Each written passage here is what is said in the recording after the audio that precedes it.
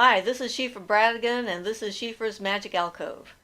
So today we're going to talk about the upcoming festival of Mabon, or the Fall Equinox. And if you are in the southern hemisphere, it would be the spring equinox, but it is the equinox, one way or the other. A time when the light is equal, so day and night have an equal number of hours. So depending on whether what tradition you're following, you might have different ideas of what you wanted to do for the fall equinox or the spring equinox, depending on where you live.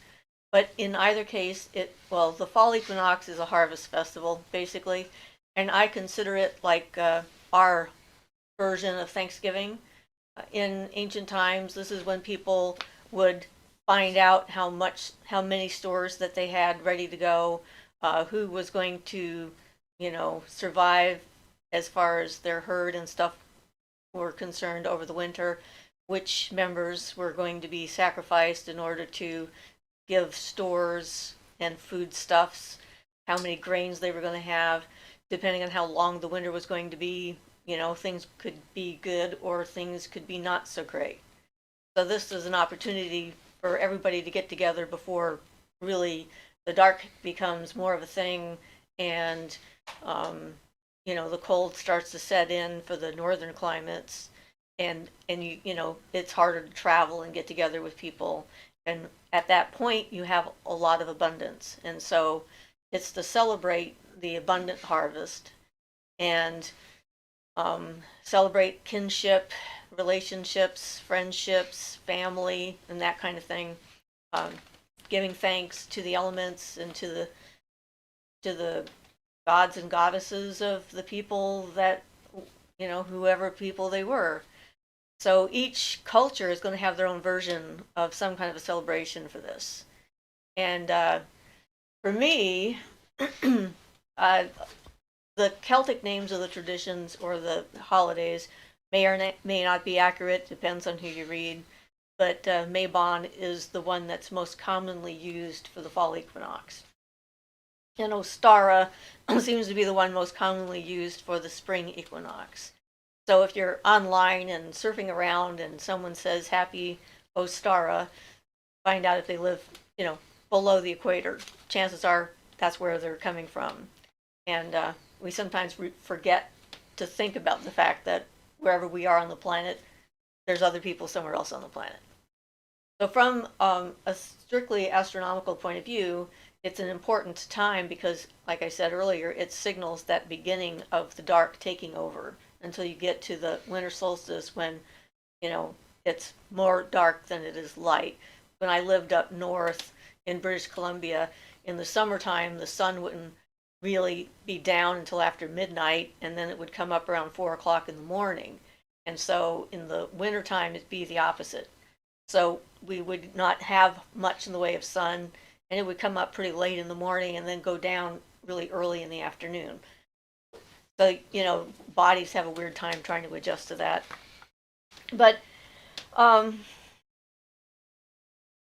ancient peoples paid attention to what was going on when it came to the sun, the moon, the light, and everything else, because for them this is a rather important clue as to what's coming, what's next, and to make sure that they know what's going to happen. And so whether you are a religious or spiritual pagan or just a pagan, it's still an important time to mark, because it's like, things are really changing. I really notice right now the change in the light and how much less light we have and how faster the sun seems to be going down. Although for the last week it's been very bizarre and weird where I am because of all the smoke from the fires and the light is wrong. My brain's been going, okay, something's not right here. Am I supposed to be asleep now? Yeah, it's makes your body feel all off because we're sort of evolved to adjust and adapt to the changing of the things. So if you're going to be doing an actual ritual during this time of a pandemic, again, depending on where you live, here in the United States, the pandemic is still going on pretty strongly. And so having large gatherings like we've had in the past, there's not something we can do. So it's probably just going to be our family that gets together, the people that are in our bubble, as it were, so that we know that we're safe from any potential hazards for infection and that kind of thing. So we'll probably focus on doing more of a dinner, kind of, a special dinner. And some years I've managed to get a turkey this early. This year doesn't seem like that's happening. But, anything that you associate with festive and abundance and that kind of thing is a good thing to cook for a meal for this kind of a festival or ritual if you have one. And I did a video last year on the two different things that we do historically on Mabon, the making of the peace candle and the charging of the hazelnuts. So you can look at that video and find out exactly how we do that, if you want to do something like that. And do your own research and find out what's out there as far as it goes. We have done some large Mabon rituals in the past, and they've been absolutely wonderful. It's been fun to get with the larger pagan community. So I'm looking forward to maybe getting to a point where that can happen again.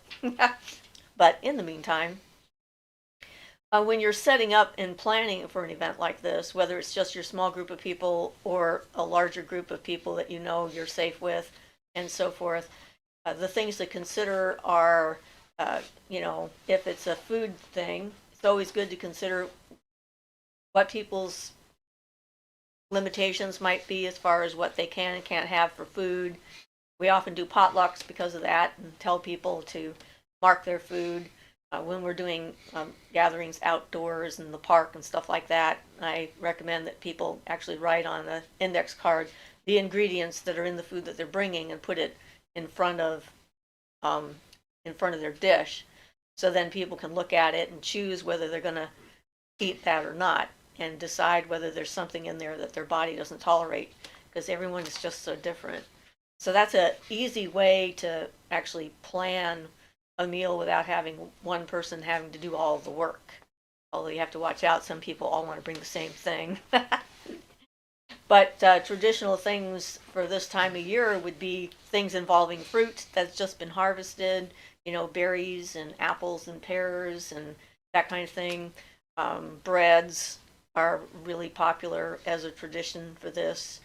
Sometimes people decorate their altar with like a cornucopia, that sort of funny shaped thing, and put wealth of produce and stuff in it to represent abundance and the abundant harvest that you're having and so forth. So it's all about thinking of what it represents for you and for the people you're close to and for where you live. Because obviously you're going to have different things available to you depending on where you are on the planet. And if you're in the southern hemisphere, it's spring, it's just starting to get going. So it's definitely a celebration, but a different kind of one. We like to do full-on rituals when we do this kind of stuff, so we have a structure that we have. So the first thing we do is sort of cleanse ourselves and the participants to make sure everybody's in a ritual frame of mind and are trying to change their thinking from every ordinary day living kinds of stuff. So no gossiping and no storytelling outside of the ritual itself during that time. And then we draw the circle 3 times around for the physical, astral, and mental plane. And then we call in the directions. And when we call in the directions for this, I always like to mention, this is a time when night and day are equal. Light and dark is a time of equalness.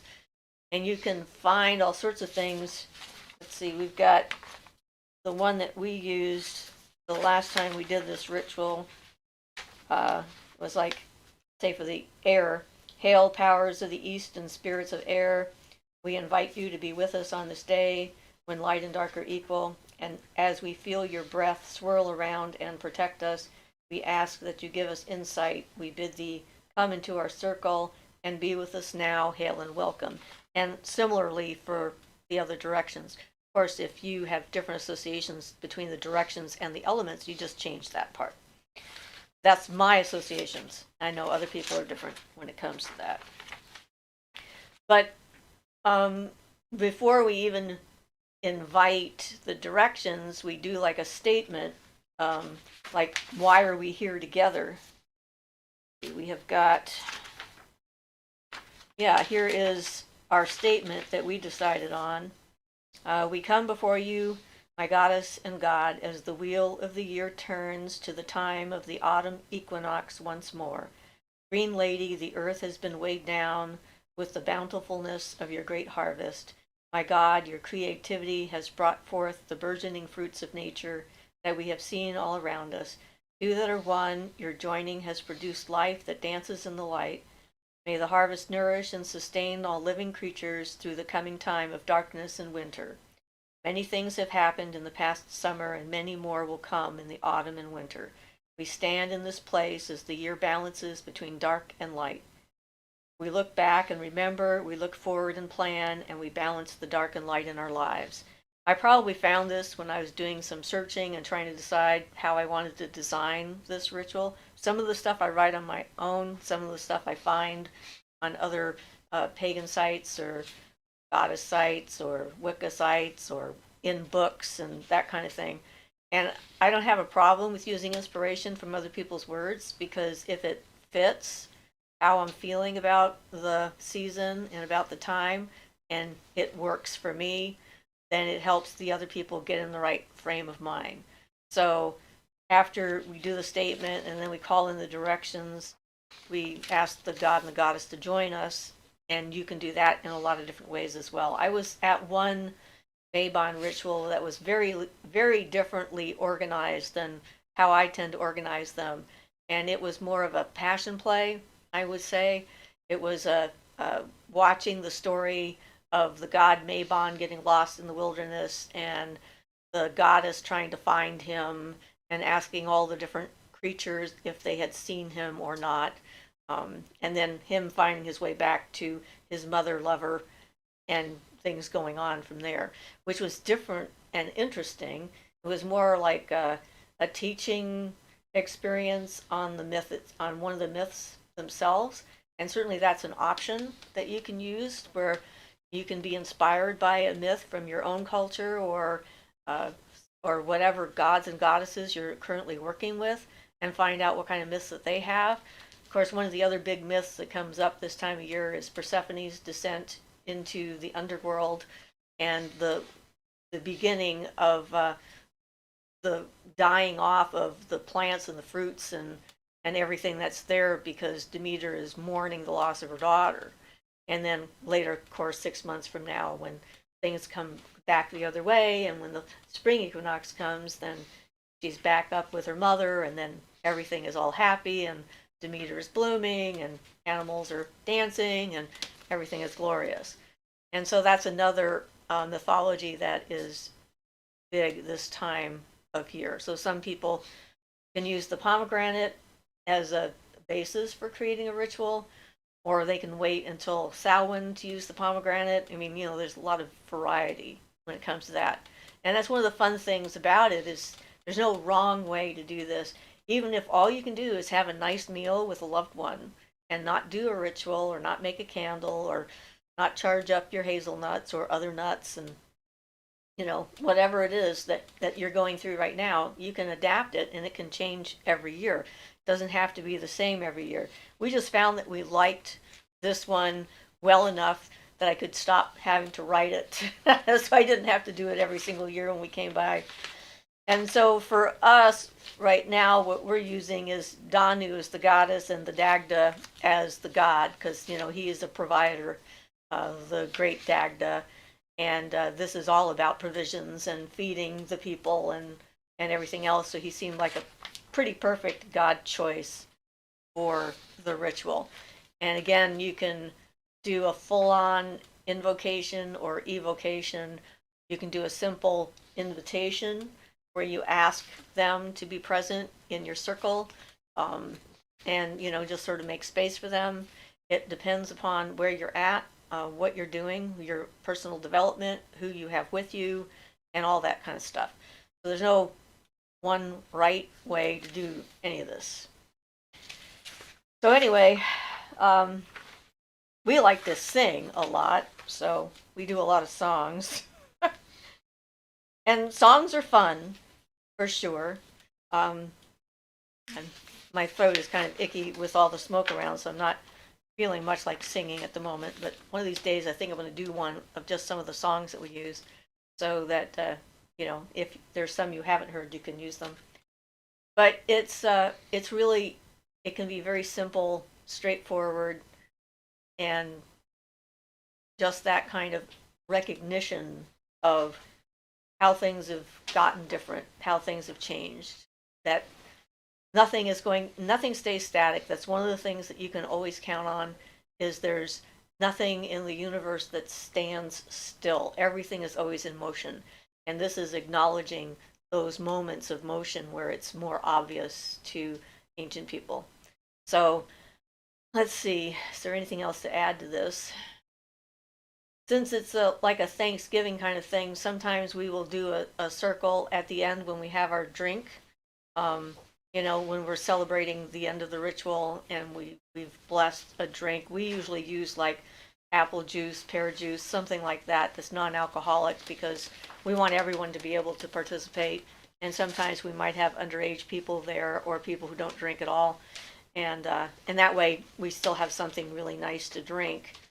And you can just sit in a circle and, think about what has happened since the spring equinox, in this case, throughout the summer, and what are the things that you're grateful for to the world, to the universe, to your loved ones, and sort of do a circle like that where you're thanking people, thanking them, thanking the forces, or thanking the universe, or whatever it is at large out there.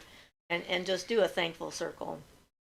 And you can also follow that up with an appreciation circle where you appreciate the people that are there with you, and let them know what it is about them that you love the most. What are their qualities that you really appreciate, and stuff like that. And that in itself can be a very powerful thing just alone, because a lot of times we find it difficult to accept praise from other people, because we're usually our own worst critic.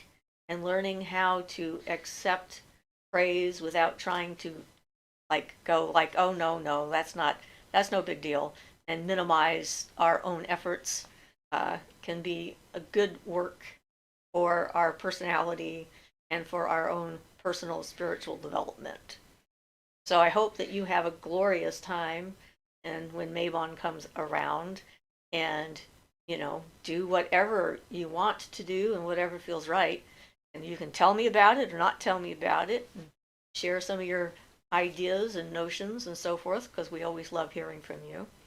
And we're going to, make this short and sweet, because that's what it's all about today.